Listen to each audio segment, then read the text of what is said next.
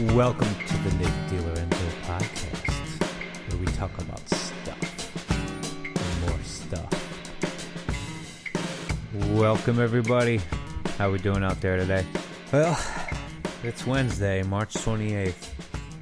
I got one more day of work, then I'm off for like 11 days or something, spring break. So I'm super excited that spring break is right around the corner, man, I can't wait. Like, tomorrow can't come quick enough, So when I finish work tomorrow, go to chorus, do my barbershop thing. That'll be fun. And then after that, man, I'm off to Pennsylvania, New Jersey, visit a bunch of people and have some fun, On this podcast, we talk about popular subjects, mostly non-political stuff. And today, we're going to talk a little bit about video games. We're going to talk about a couple of my previous podcasts. And as usual, we'll have our funny news and our Craigslist ad that makes you laugh for the day. But video games that changed my life is going to kind of be some of the topics today. First things first, last week, I asked people to email in and tell me, what they think about the podcast. And I got an email this week from Matt in West Virginia. What's up, Matt? Thanks for listening, man. It says, he and his buddies made a drinking game for my podcast. And every time I say, they have to drink. So I bet they're drunk. To be honest, I didn't really notice that I said that a lot until I read this and I went back and listened to some of my podcasts. And I said, wow, I really do say a lot. That was kind of cool. But not, I guess it's making fun of me. But hey, man, like I said, I'm trying something new and I'm okay with it. So keep on writing in, tell me what you think, what you're feeling about the podcast, Let's see, Mashable, it brings us your funny news of the day today and, or this week or whatever. It says, parents turn to Craigslist after son forgets location of parking garage. Ding, ding, ding, ding. We have a winner. One New York family was left in a bit of a spot when their son forgot where he parked his car following a Metallica concert. Metallica's a good band to go see live, too. Or at least they used to be. Haven't seen them in a bit. But luckily, they had a few clues to go on. They just needed some local help. A 19-year-old, Gavin Strickland, was forced to park his Nissan Versa sedan in a garage several miles away from Toronto's Rogers Center, presumably due to congestion, and take a cab to the venue. When the show ended, though, he couldn't remember where the garage was. After searching for hours, he finally took a Greyhound bus back home. So, his parents turned to Craigslist, offering a $100 reward to anyone willing to track the vehicle down. It says, our doofy son parked the car in an indoor parking garage in the first floor, slightly lower basement level, but that garage cannot now be located, they wrote. It is near a Starbucks where there is some construction going on. Also nearby is allegedly a strange spiral outdoor sculpture, possibly a bank, maybe RBC.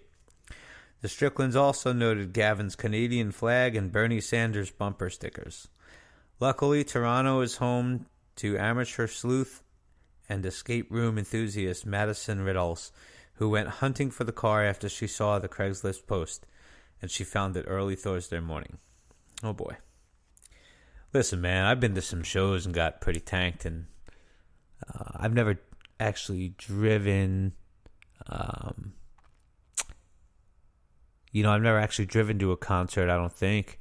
I've always taken the train into the city or somebody else drove or something like that. But I have never lost my car at a show. So good on you, man. Way to go, dude. Stuff happens. On Craigslist today, saw something funny, man. Got this dude posting a BMW 545, So it says automatic transmission, low miles, great running car, which is particularly funny to me. As I scroll through the pictures, I see a stick shift. So, I send the dude a message just because, if people are searching for a car, some of those tags is how they find it. So I said, you wrote in your ad, man, that it's an automatic transmission, but in your third picture, man, I'm looking at a stick shift. Like, what's the deal? And dude just said, "Oh, I'll fix it.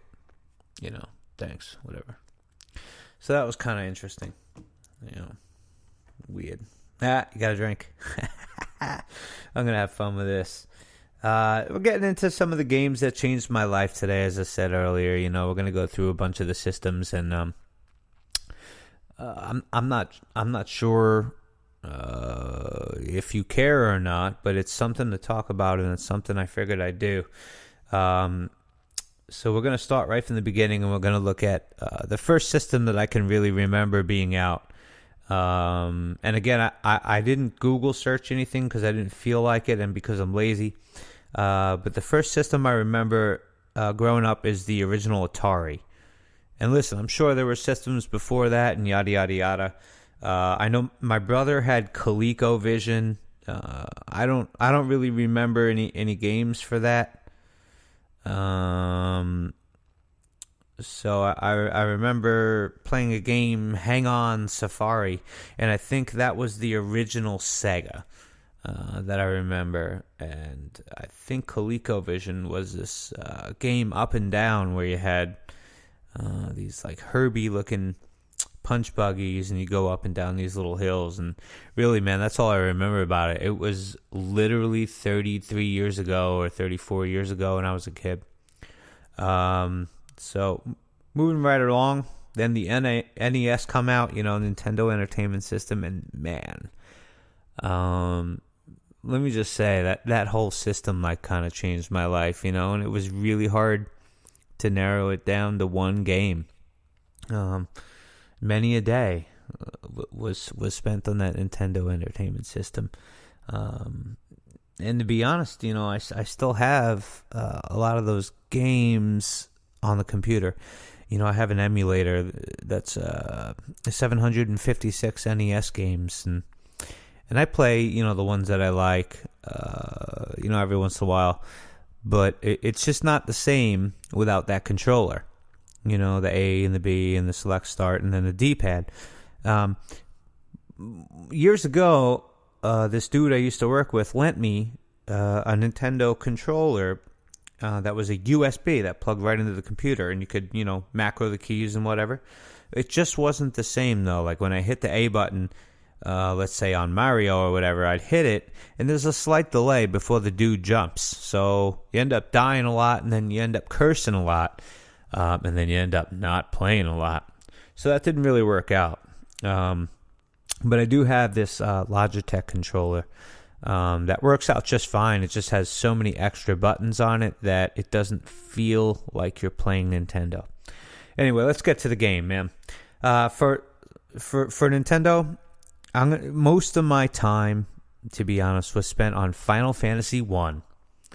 And I remember this game because I got an A in math class, and my dad, he said, pick a game, man. You could pick any game you want.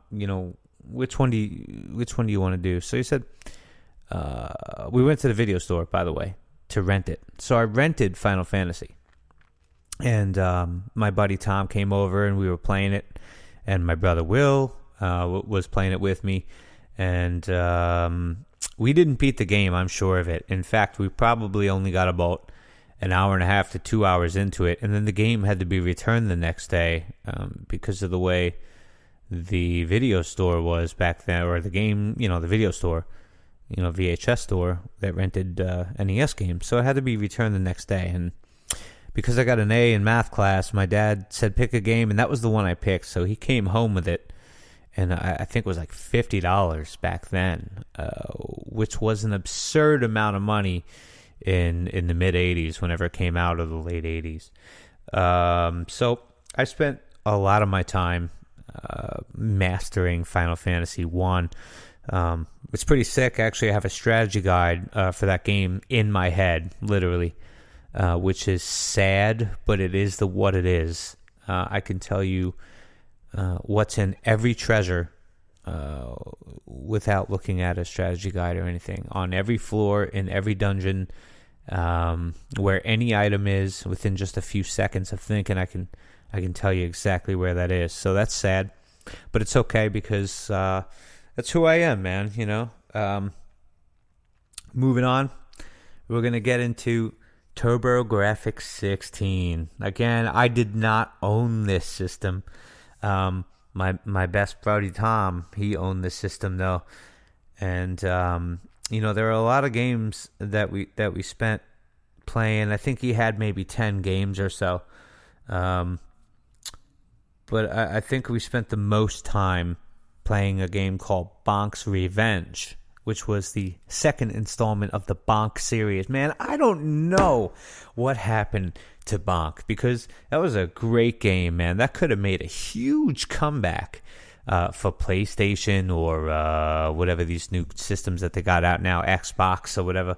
That could have been awesome to make it 3D and kind of like they did with Crash Bandicoot. How it started coming out as being three-dimensional or whatever. So for TurboGrafx 16, there was Bonk's Adventure, which was the first one, and then Bonk's Revenge was the second one, and I played Bonk's Revenge the most, and that was just an awesome game system. Actually, there was TV Sports Hockey and World Class Baseball. Those were great games, man. I remember TV Sports Hockey, you'd always hit the guy and it would be like boo boo was the sound it made, man. I'll never forget that. Moving along, man, we got Sega Genesis. Here we go. Sega Genesis had a lot of big games out there. My personal favorite was definitely King's Bounty, which was a game that, again, was a rental that me and Tom got. I want to say it was from a Blockbuster video, but don't hold me to that. So I played that game quite a bit, and, one of the greatest Sega games ever made. I still have it on an emulator on my computer, and I still play it regularly. Honorable mentions for Sega Genesis, though. Tom and I spent countless hours on NHL 93 and 95, and, countless hours trying to win that Stanley Cup. And we eventually did. That was the life, right? When you were a kid, you didn't have a job, you didn't have bills, you just sit there and play video games. So, man, we had it rough. We were just talking about that the other day, actually. Moving on, Super Nintendo, baby. Final Fantasy III for the win, all the way, man. Again, which later came out as, known to 6 now, if you were to buy it on the App Store. Speaking of which, it's really amazing that you could play these games on a little iPhone these days.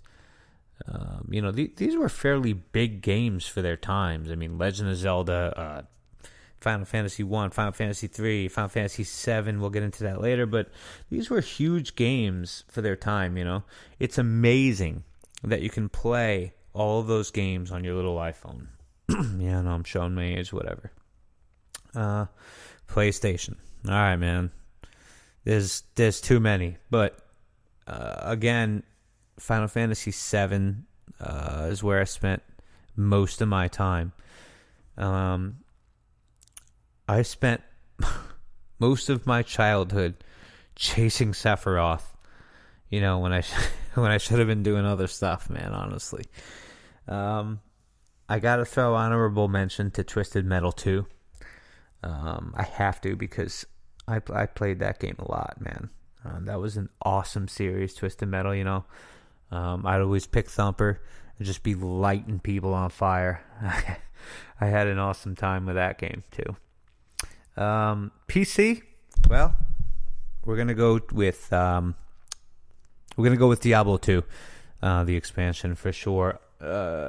Countless hours, even now, countless hours. For Diablo 2. It's funny, my wife, she makes me call it Poughkeepsie instead of Diablo, because when I say I'm going to go play Diablo, she gets mad. So instead I have to say, hey, I'm going to Poughkeepsie. and this way she doesn't get as mad when I play Diablo 2. Honorable mention for PC gaming for me is this game